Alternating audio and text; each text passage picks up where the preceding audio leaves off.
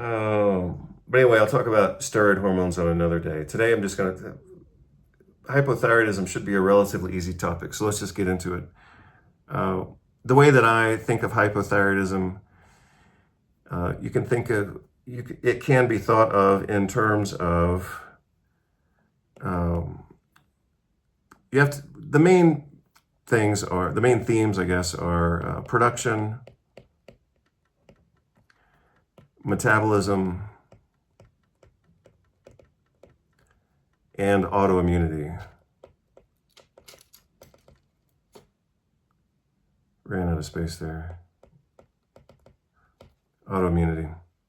So, part of the reason that the medical profession, I think, has such a hard time dealing with hypothyroidism is because they don't break it down into some of its basic components that would allow them to understand it. So that's what I'm going to do right now. So at the very least, when we think of hypothyroidism, we have to think of at least these three main factors.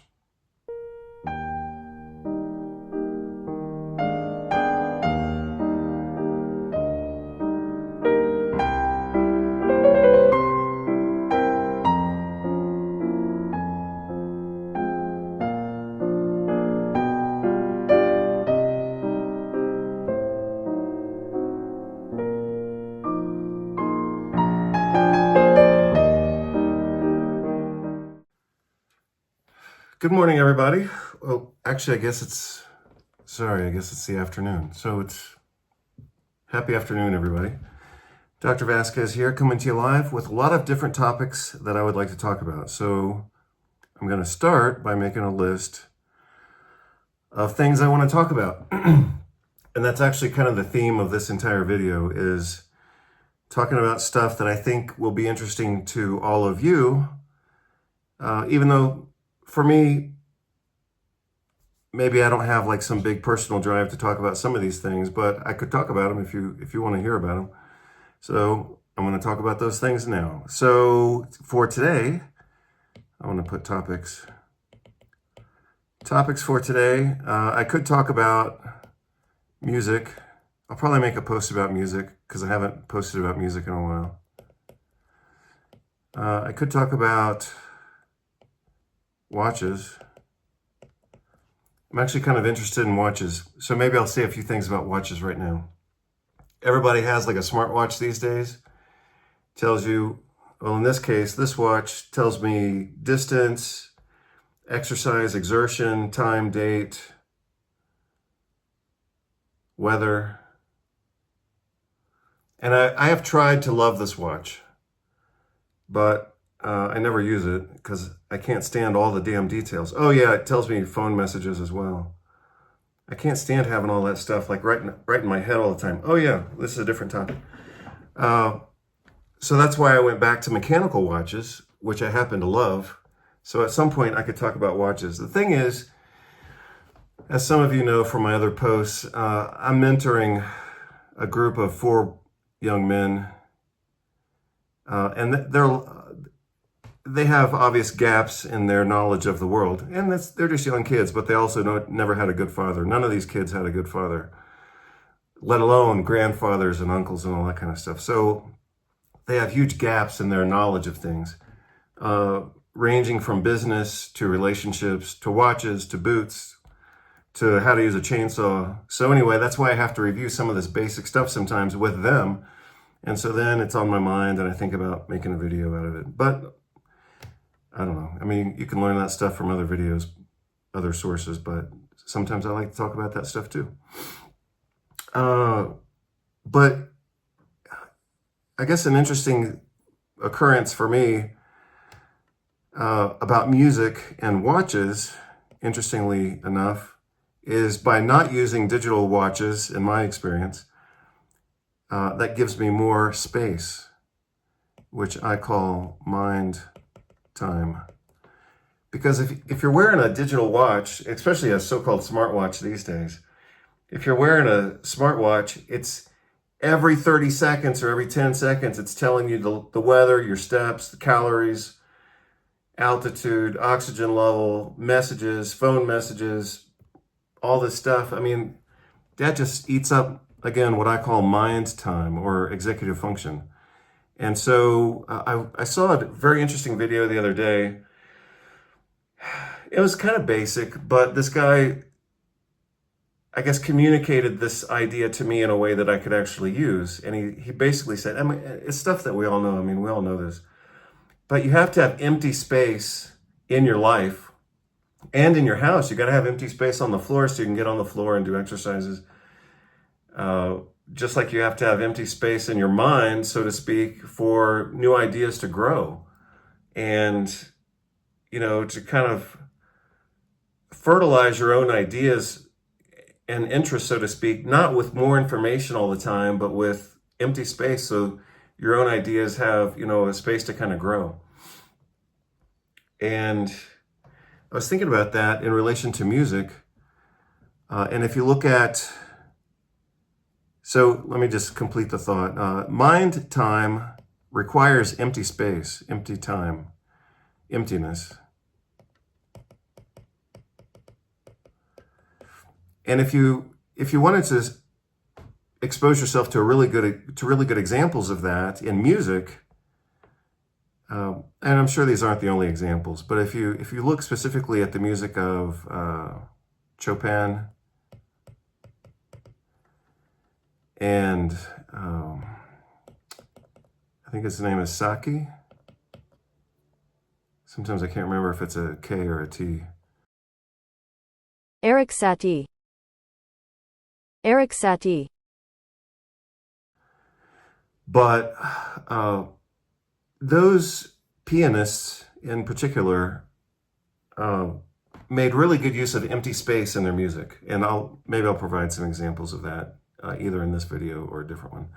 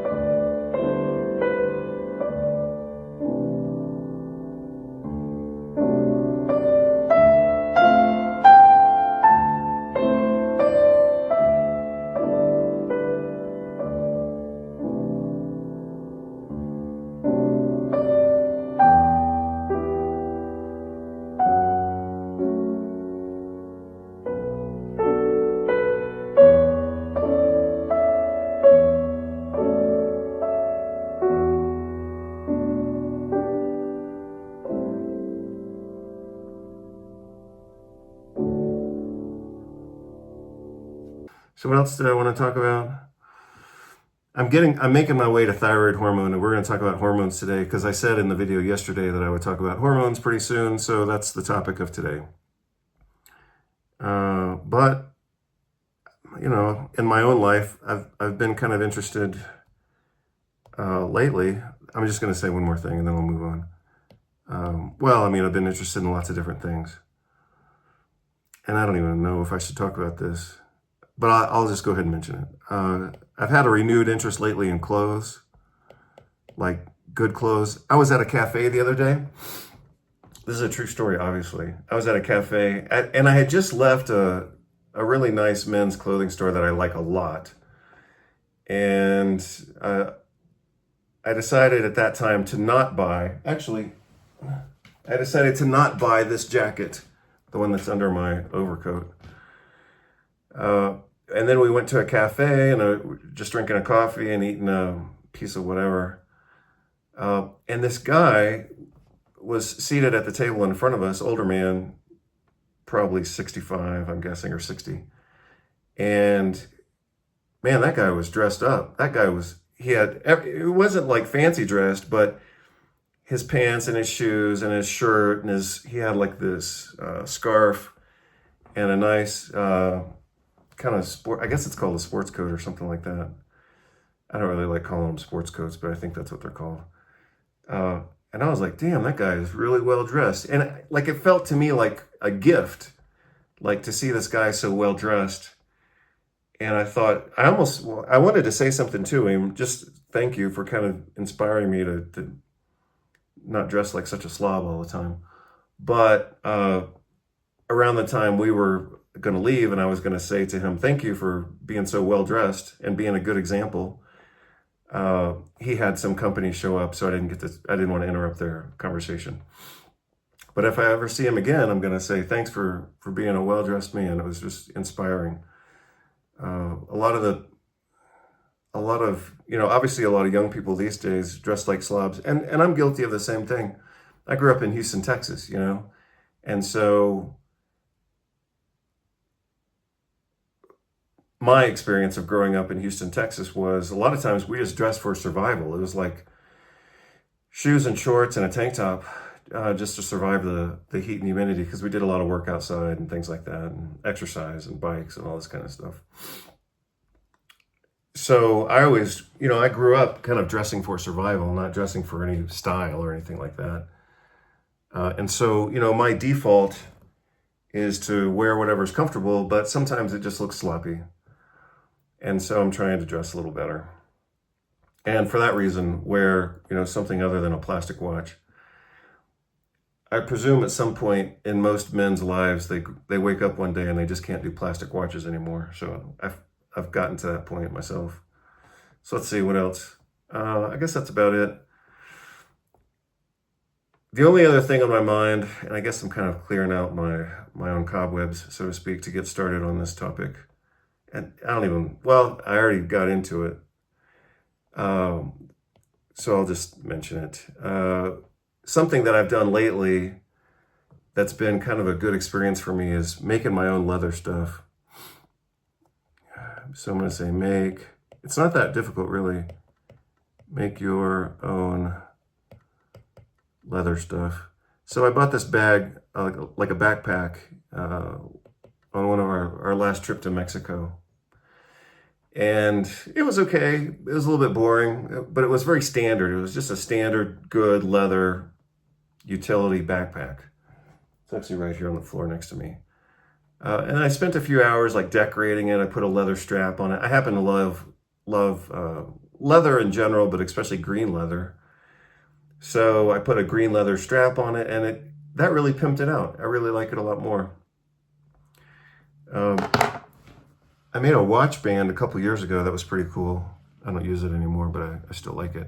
And then 2 days ago, I made my first leather knife sheath. This isn't really a knife. That's why the sheath itself is kind of awkward. But I do hook it onto my boots whenever I go walking, in case I want to cut a plant, or, worst case scenario, have to defend myself against some wild animal or some loose dog or whatever. So anyway, I made this the other day and I'm pretty happy with it. I realize it's not very pretty, but it is utilitarian. And it's for these kitchen scissors, which I use as utility scissors. But the problem with these is they always want to open up. And so if I'm trying to use it, like if I'm out doing barbecue and trying to cut the meat and carry these around before I'm doing that, they have a locking mechanism that doesn't work very well, even though it's rather elegant. But these things always want to pop open. So anytime they get touched, they end up opening up, and that obviously makes it kind of dangerous because the locking mechanism is not reliable. So for those reasons, obviously I needed to make a sheath for it, so that's what I did. And I'm happy with it. I mean, it's sufficient. I didn't say it was beautiful, but it does work. So now that I've talked about all those things for 11 minutes and 11 seconds, or about 10 seconds, now we're going to talk about thyroid. And so that's the real topic of today. I presume that a lot of people in the audience either have hypothyroidism or are treating patients with hypothyroidism or whatever. So I'll just do kind of a quick introduction to how I treat hypothyroidism. And I haven't reviewed this topic in many years, but I did review it actually when I was still living in Seattle. So it was decades ago. But I'll talk a little bit about the way that I have traditionally managed hypothyroidism, which is actually two diseases at the same time. So that's part of the way that I manage hypothyroidism. So I'm going to call this thyroid and hypothyroidism.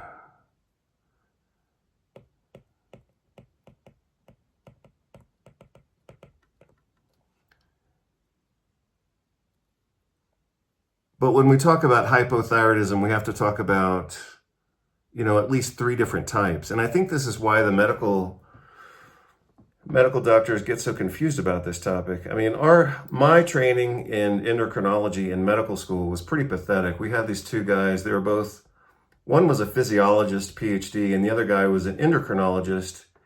He was a DO and a PhD. And between the two of them, they just made a clown show out of endocrinology.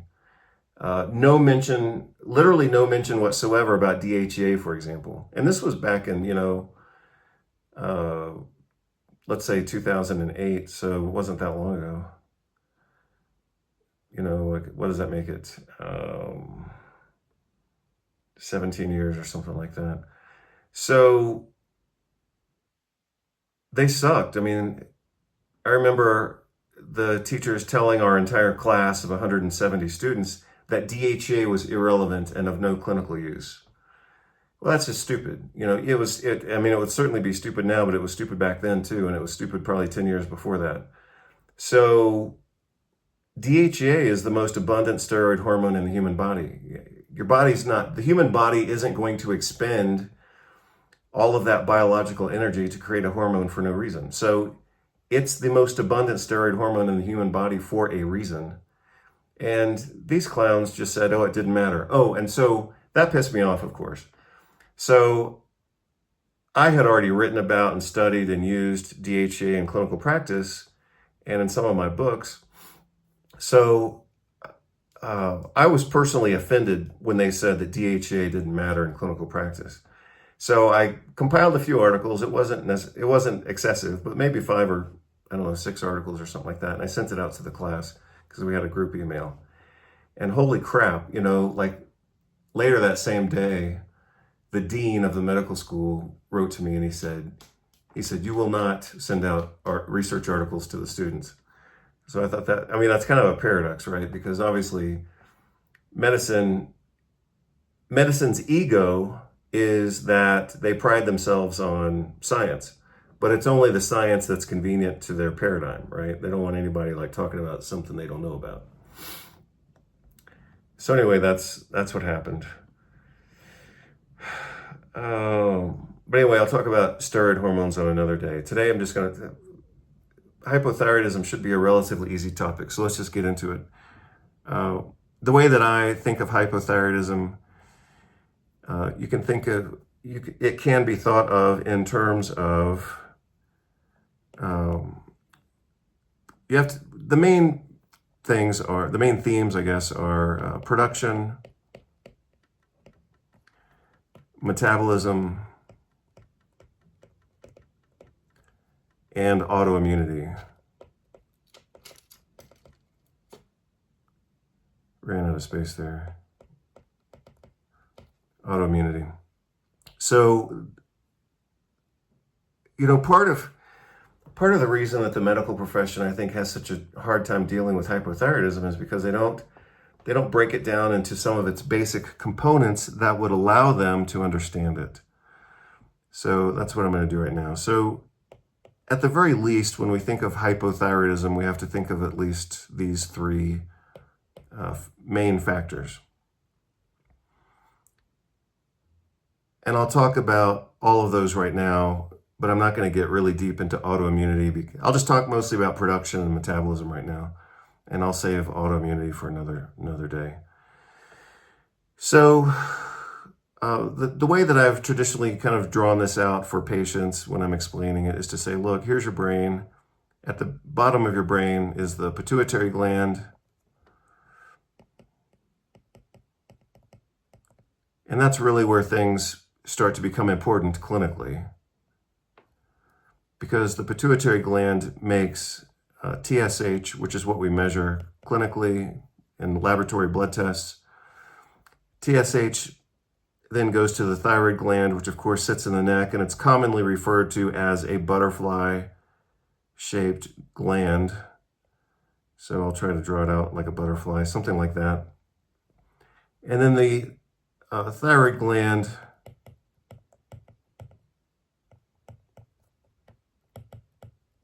makes thyroid hormone after being stimulated by TSH, which is thyroid stimulating hormone. And the gland makes about, as I recall, I think it's about 80% T4, but clearly the majority is T4. Maybe it's 70%. And then about the remainder is, it's either 20 or 30% T3.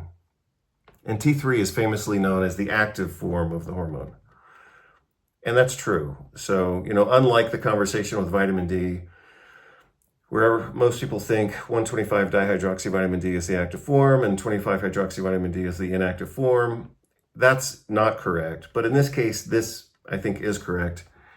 T4 is mostly considered inactive until it is eventually converted into the active form, which is T3. Now, before any of that can happen, another step occurs at the level of the hypothalamus, and that is the release of thyrotropin-releasing hormone, TRH. That's measured in some research type studies, but I don't think that most doctors are measuring that in clinical practice. But if you look at patients with depression, they have abnormalities in their release of TRH, thyrotropin releasing hormone. That's the hypothalamic signal to the pituitary gland to secrete TSH. And, this is basic, what I'm talking about here is basic normal physiology. A person could have a pituitary tumor and make a lot of TSH. I saw a guy one time, he looked healthy, he looked like he didn't have any problems, but he had a TSH of 98, as I recall. And so obviously he had something going on, whether it was a pituitary tumor or something going on in his brain, or maybe he was stressed out or depressed or whatever, but something was abnormal with his pituitary production of TSH. Most of the time in clinical practice, you want to see a TSH level below 2. Anything above 2 signals either a present abnormality or a future abnormality. So I'm very clear that a TSH should be below 2. The reference range for most labs is at least 5, if not 10 sometimes. And so part of the reason that the medical profession is always fucked up around treating hypothyroidism is, first of all, they rely on the wrong test, which is TSH, and they misinterpret that test by not appreciating that anything above 2 is abnormal. And my citation for that is an article that I read many, many, many years ago, somewhere between, this would have been back in 1990, somewhere between 1994 and 1997, I read an article in the British Medical Journal that established this. It was a review article. You can look it up, but it was called, the title of the article was Hypothyroidism, as I recall. Hypothyroidism Fortnightly Review.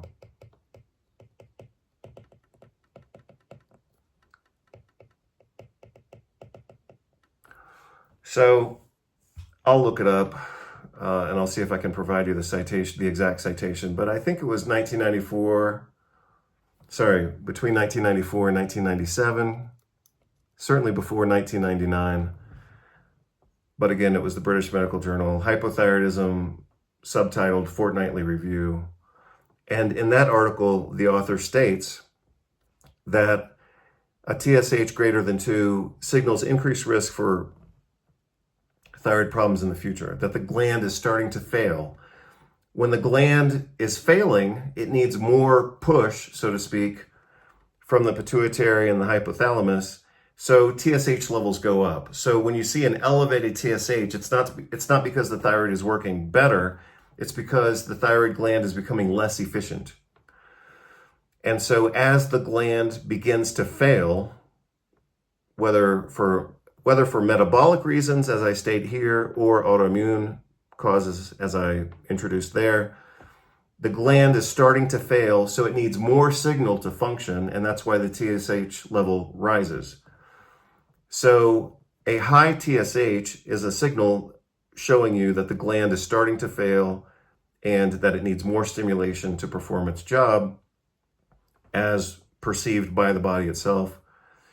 And that's why TSH elevates when the gland starts to fail. So anything above 2 becomes pretty suspicious. And if I see a clinical picture of hypothyroidism and we do a TSH level and it's above 2, then hell yeah, I could start treating it, no problem. So then the question implied is you would have to know, what are the symptoms of hypothyroidism?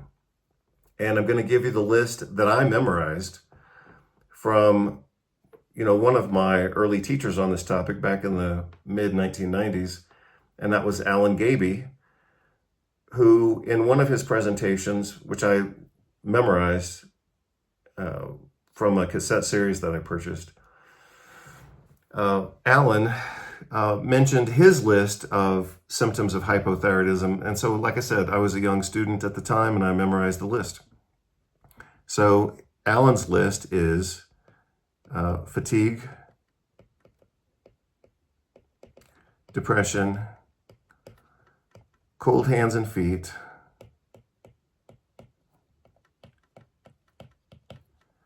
fatigue, depression, cold hands and feet, dry skin, constipation,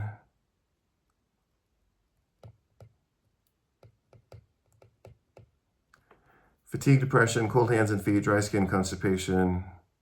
That's a pretty good start.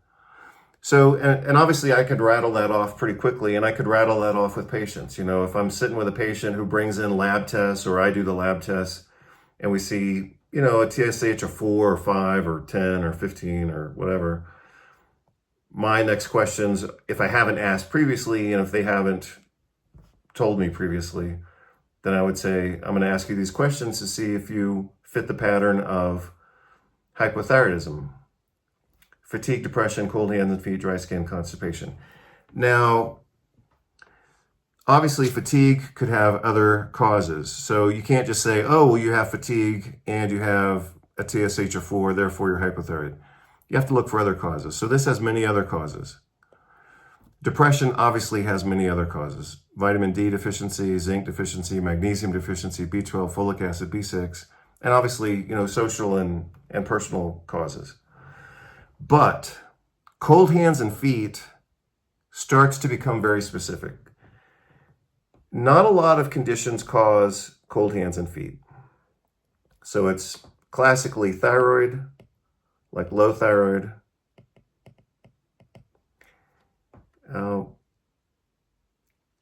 and that could be from a production standpoint or a metabolism standpoint, but I'm just going to put low thyroid.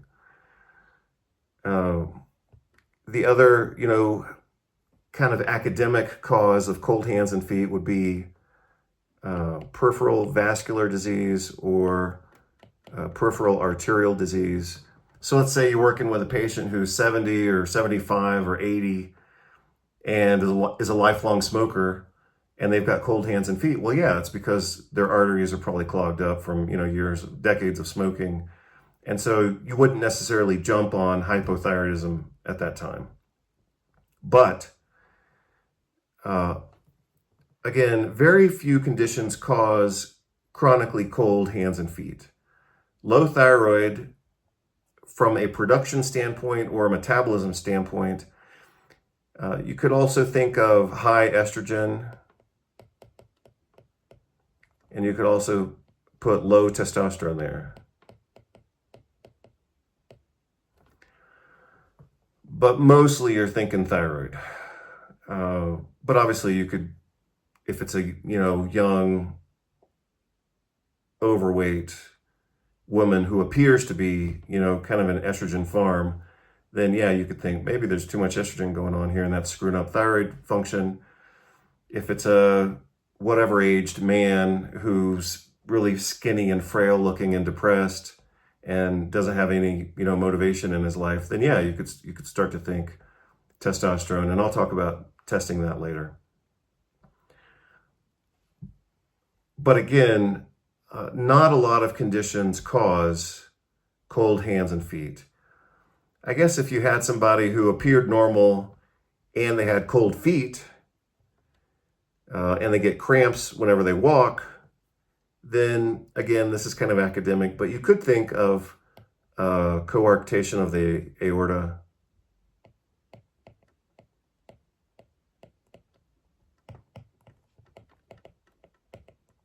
But pretty uncommon. But yeah, in a medical board exam or licensing exam, if you had a patient, described in the exam who complained of cold feet and cramps in their legs whenever they walk, especially walking uphill, you would probably start to think peripheral artery disease or coarctation of the aorta. Dry skin can come mostly from malabsorption or some type of malnutrition or, inflammatory bowel disease. I suppose if it's not simply a metabolic issue within the skin itself, then part of the reason that these patients might have dry skin is because they're not producing enough hydrochloric acid in the stomach. So you have to have thyroid hormone in order to create hydrochloric acid, because that's one of the signals for the release of pancreatic enzymes.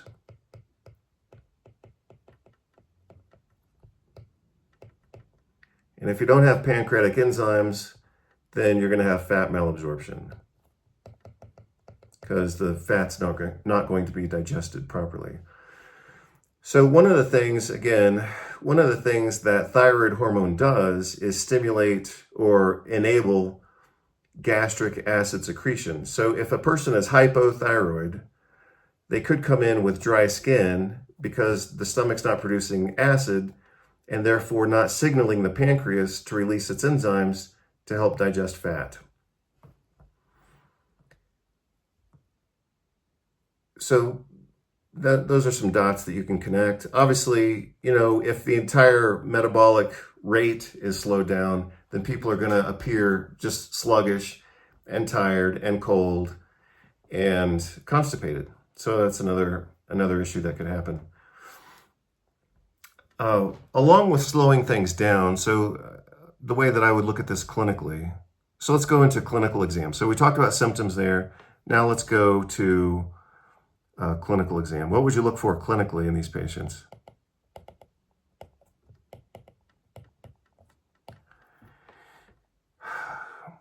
You can look for kind of soft signs, lateral eyebrow thinning,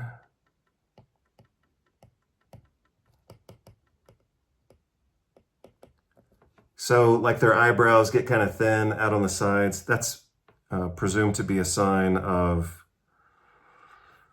hypothyroidism. You can look for something else called pretibial edema.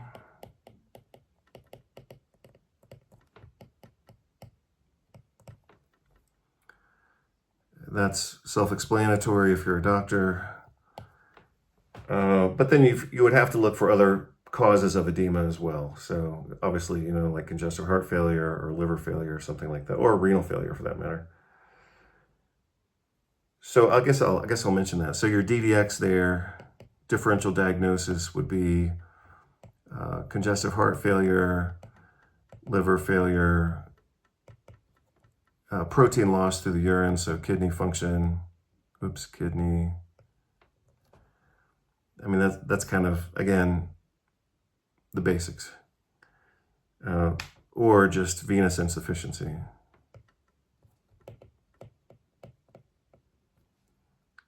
OUS. Let's see. So what else would you look for? Physical exam. I could do those things and either care or not care too much about them.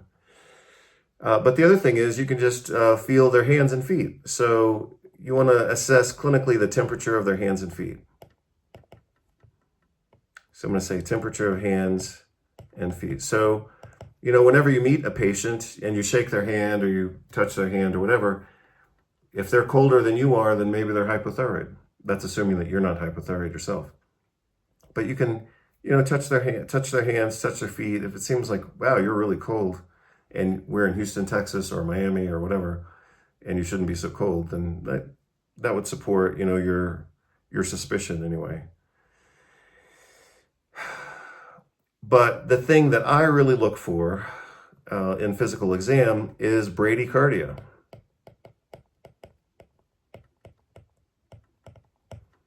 So brady means slow, and cardia just means heart. So slow heart. So they have a slow heart rate. So, typically the textbook normal is 72 beats per minute. But if you're working with a patient and they're below 60 beats per minute, then that's officially bradycardia. And if they're not, a marathon runner or some type of athlete to explain that, then yeah, you should start thinking about hypothyroidism. So if you do your physical exam, just your normal physical exam, and their hands are a little cold and their feet are cold and their skin is dry, and maybe you see some pretibial edema or not, and you ask them, hey, do you have fatigue, depression, cold hands and feet, dry skin, constipation? Those are things that would make you think of hypothyroidism. But you also have one more. So again, in your flow of your physical exam, you obviously don't start at the feet, but eventually you get there. You look for pretibial edema. You're assessing kind of the temperature of their skin in their hands and feet. You're looking for dry skin in their tibias.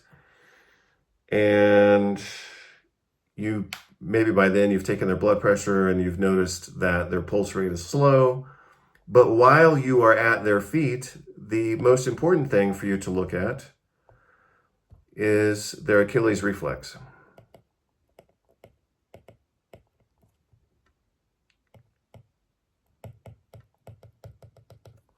So you tap their Achilles tendon, and that's how you obviously test their Achilles reflex. In this case, what you're looking for isn't necessarily, it's not. You're not looking for the strength of the reflex as you would if you're assessing neurologic function and their peripheral nerves and spinal cord for that matter. So, as any doctor should know, any clinician, we rank the strength of the reflex. I'm just talking about this for the sake of completeness. So you rate or you rank the strength of the reflex either 0, 1, 2, 3, 4, and in some cases, in some books, you can go up to 5. Normal is 2.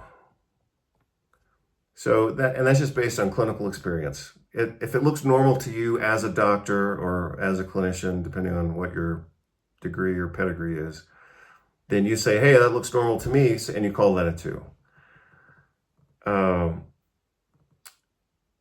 If it's a little exaggerated or a little brisk, you could say, hey, that's more than I'm expecting.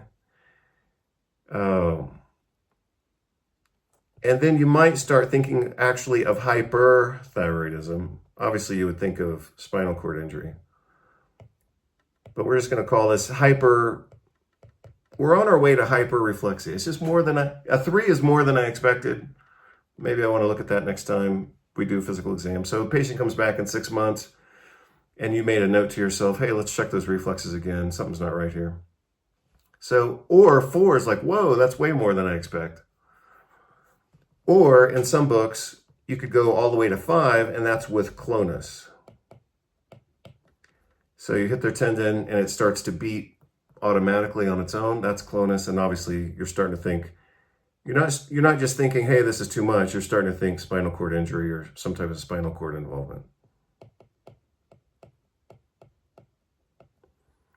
Or even some type of other central nervous system impact. But again, we're just talking about the strength of the reflex. If it's weaker than normal, it's like, whoa, that's a little lackluster. So less than expected or nothing, then you're starting to think peripheral nerves. Excuse me. And so that would obviously be a problem. But when we look at the Achilles reflex for hypothyroidism, we're not looking for strength. We're looking for what's called delayed Achilles return.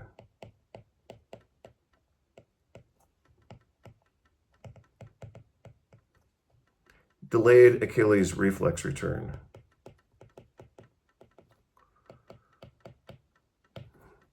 That, according to some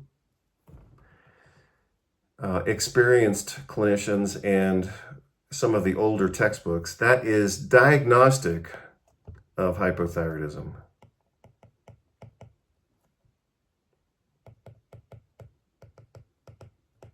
And some doctors will treat just simply on that. I should mention that the other thing you can do is obviously just check their temperature. You can check oral temperature, but usually when we're assessing hypothyroidism, we assess the axillary temperature. And I don't recall right now what the exact number is, but I think, if it's, below 97.8, I believe. I think that was the number. I'll give you the reference on this in just a moment. If it's much below that, then you want to start getting suspicious. But let me go back and talk about this, and then I'll go back to temperature. Delayed Achilles reflex return. When we check reflexes, in clinical practice, we're looking for the strength of the contraction phase. So you hit the reflex, you activate the spindles, and you get a muscle contraction, and that tells you what's going on in the pathway of the peripheral nerve to the spinal cord, and then back to the muscles. That's typically what you're looking for. But when we're looking for hypothyroidism, we're trying to focus in on what we call delayed reflex return, and that is the relaxation phase of the reflex. So any reflex is going to have a contraction phase followed by a relaxation phase. And delayed Achilles reflex return is the relaxation phase.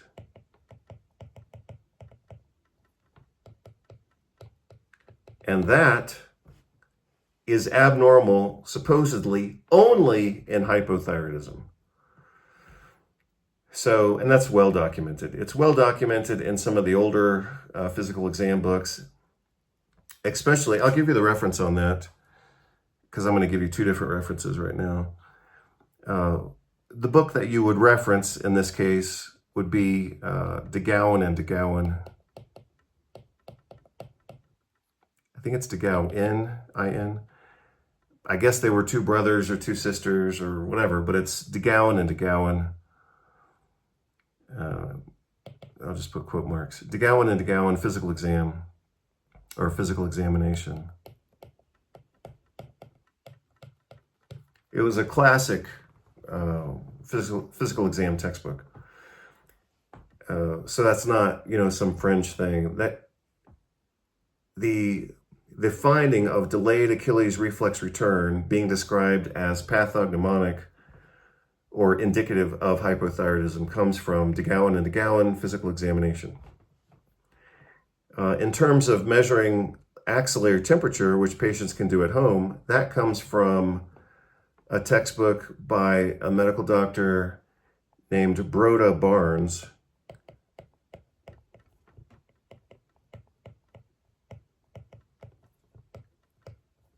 Not too many people named Rhoda Barnes, so you can obviously find that pretty easily. And the title of that book is Hypothyroidism, the Unsuspected Illness. So again, for looking at a lot of these concepts, and if you want a good, experienced textbook or citation, DeGowan and DeGowan Physical Exam is a legitimate medical textbook. Hypothyroidism, the Unsuspected Illness is not a medical textbook. It's a book written by a medical doctor, but it's not really like a hardcore book, like medical textbook. It's just his experience treating hypothyroidism. So those are the citations for all of that conversation. All right, so let's get down to nuts and bolts and how to do this. Again, this is just my first pass on this topic, so I can go into more detail later, but let's at least cover the basics. So again, here's your brain. Your brain has a hypothalamus. The hypothalamus produces thyrotropin-releasing hormone. That goes to the pituitary gland, and your pituitary gland makes TSH, which should be below 2. That signal, TSH, thyroid stimulating hormone, that goes to the butterfly-shaped gland in your neck called the thyroid gland. And that produces mostly T4 with a little bit of T3. So you can obviously measure T4 and T3. It gets a little, this is where it gets a little tricky, but you can kind of do what you want and do whatever you feel that works for you. But you have to do something along these lines. For TSH, we really only have one test available. With T4, things start getting a little varied, so to speak. So you can look at total T4, or you can look at free T4. Sorry if my light keeps going off and on in the background. I don't really care. You can look at one or the other. I don't have a really strong preference, but I tend to look at free T4. Then when we get to T3, likewise, you can look at total T3, or you can look at free T3. Do whatever works for you. I tend to look at free levels of hormones, not total. So I would look at free T4 and a free T3.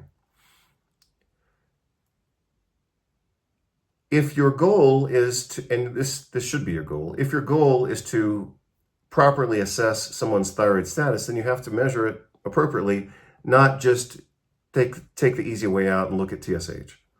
You have to look at everything. So from there, if I'm concerned about production of hormones, these are the tests for looking at production of hormones. If you want to look at the metabolism of hormones, you have to take another step, and that is to look at what's called reverse T3 or RT3. And again, I think you can look at that in total and free as well. I'm not exactly sure. I haven't done it in a while, but you know, if you have total and free available, then at least be consistent. And again, I would go with free. So I would look at free T4, free T3, and a reverse T3. If they give me the choice between total or free, I'm going to go with free.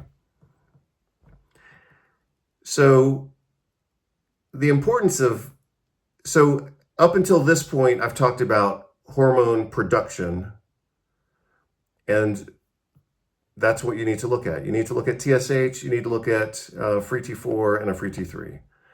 If you want to look at hormone metabolism, that's when you start looking at reverse T3.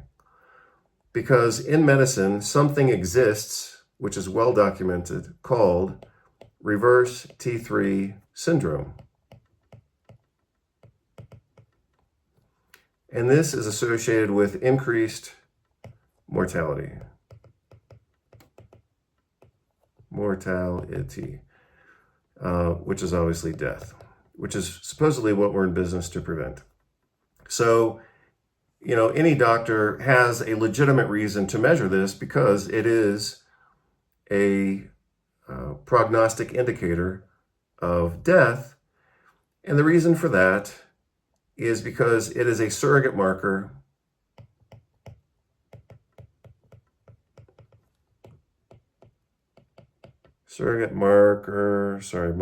marker for physiologic stress, like severe stress. Now, that could be severe psycho-emotional stress, or it could be severe physiologic stress like burns, injury, ICU type stuff. So mental stress all the way to intensive care unit, ICU. So it's a legit marker. Normally, the body produces a little bit of reverse T3, but it shouldn't produce too much of it. But when cortisol levels go up,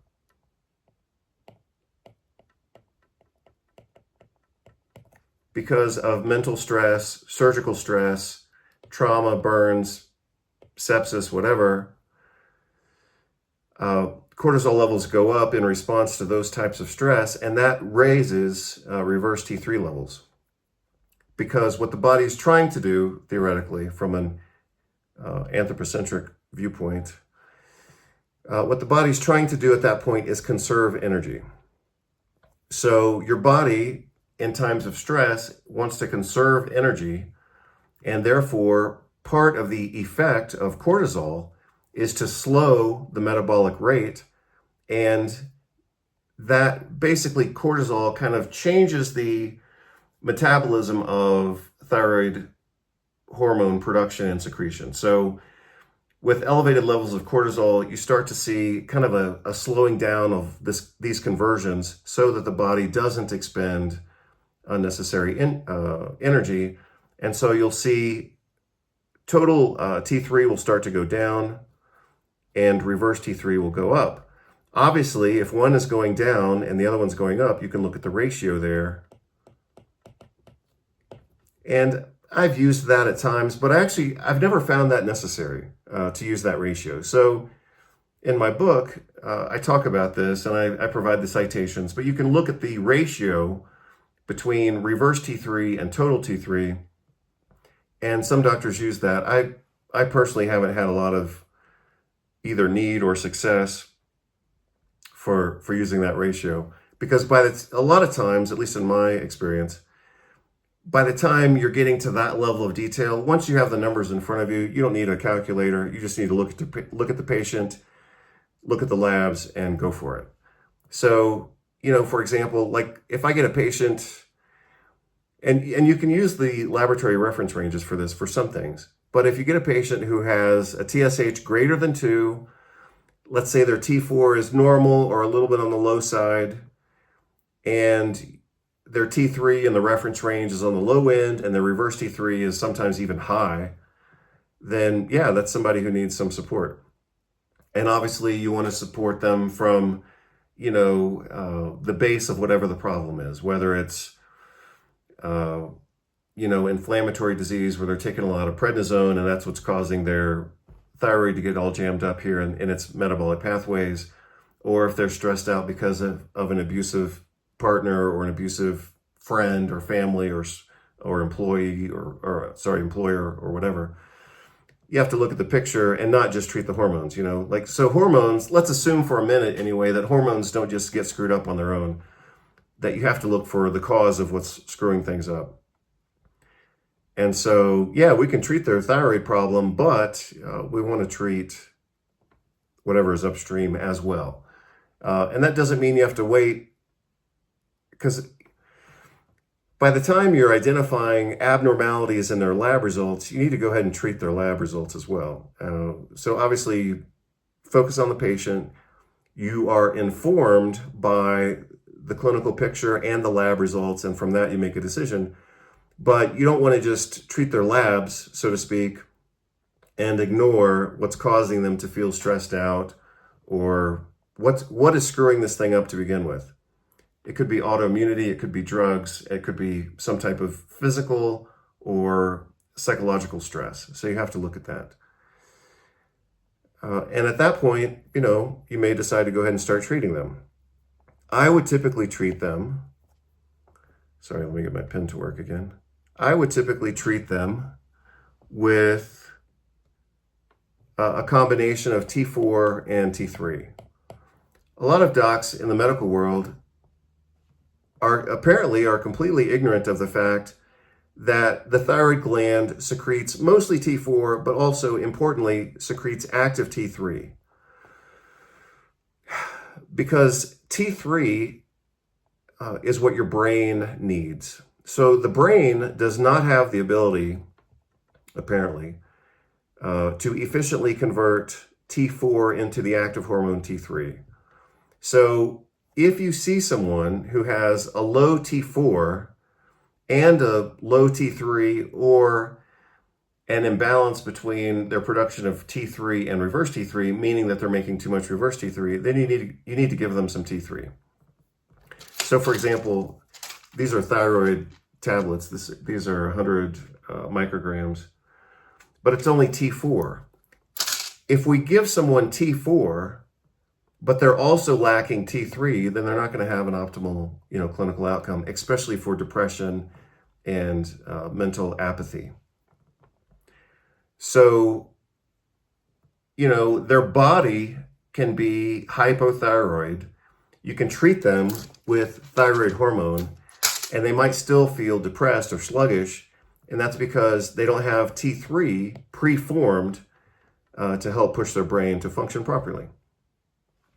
So again, that's why I always use combinations of T4 and T3. I believe the name of that was, in the US, the brand that I used to use was called Lyotrix, as I recall. That's synthetic T4 with synthetic T3. I'll look it up when I'm editing this video to make sure I'm giving you the name. It seems like another product that I used to use was called Thyrolar. But I'll look those up and I'll give you the description when I edit the video. And so those are the synthetic options. And obviously we have a natural option, which isn't necessarily better. And I typically would use the synthetic hormones, but you do have a natural glandular option, which is just use desiccated thyroid gland from cows and pigs. I think mostly it's pigs these days. But thyroid glandular, at the prescription level, contains T4 and T3. And so, and probably some other factors as well. But you could use either one of those routes. I'm not a big fan of animal glands. So for my personal preference, and therefore with patients, I would typically use synthetic T3, T4 combination.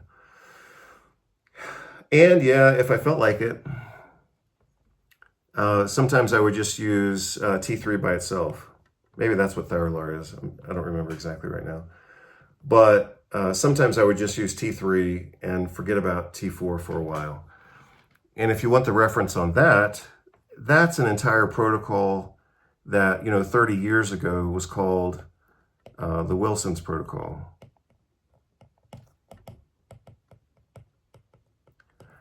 So the Wilson protocol idea, which I actually researched. So this was popular back in the late 1990s. And so what I did as a young naturopathic student back then is I looked up every aspect of his treatment protocol. I looked up all the references to see if it was legit or not. And the concept is certainly legit.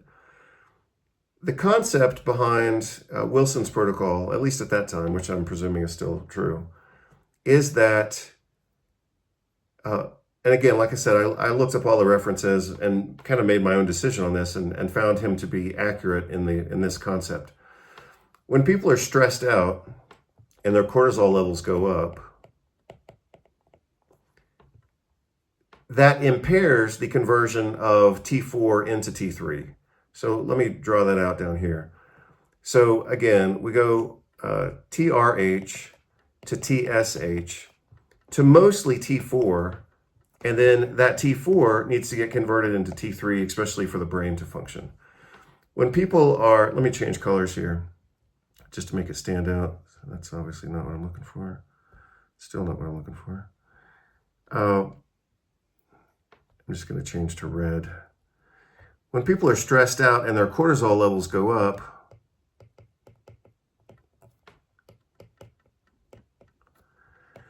that inhibits this pathway in favor of producing more reverse T3 because, like I already said, the goal of the body, so to speak, at that point is to conserve energy. And so it's going to turn off active T3 and produce more reverse T3, which is at best inactive or more likely, as I described it in one of my other books, the book that I published back in 2008, I described it as a metabolic monkey wrench.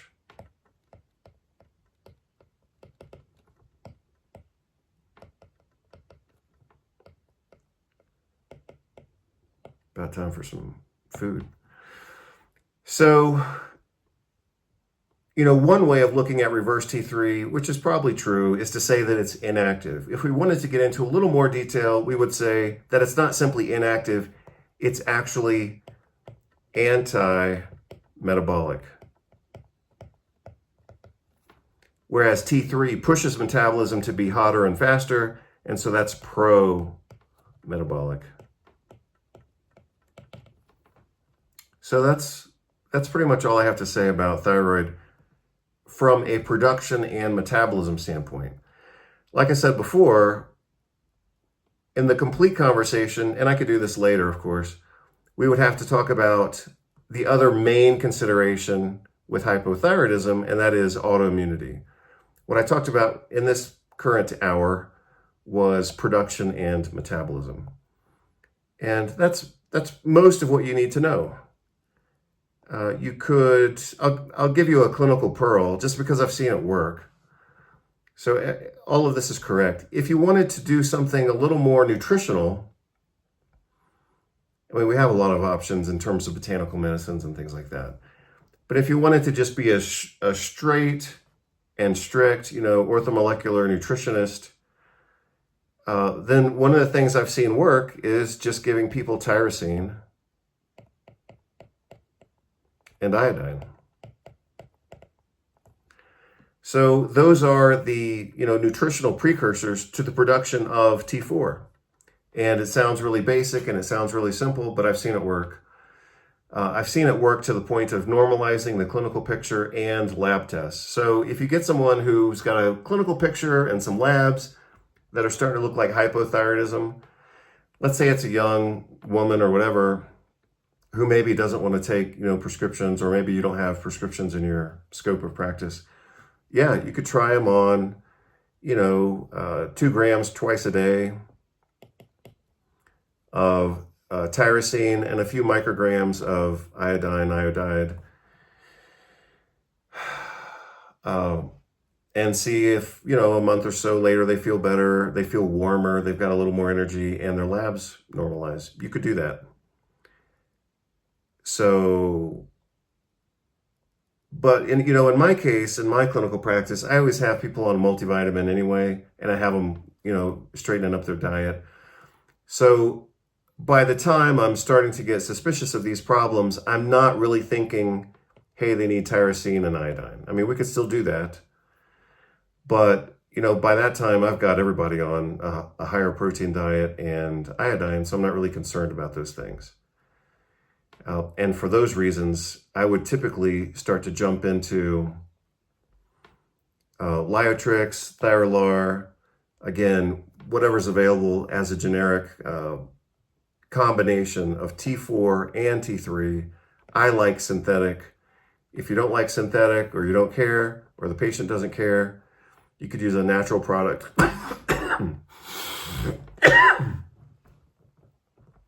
Excuse me. you could use a natural product from glands from cows and pigs, like Armor Thyroid or whatever is available these days. The problem with those products is that they, of course, have tissue from the gland itself, and say that they typically have antigens, which would stimulate an autoimmune reaction if someone is already autoimmune. So again, the lab test that you want to run, I'm going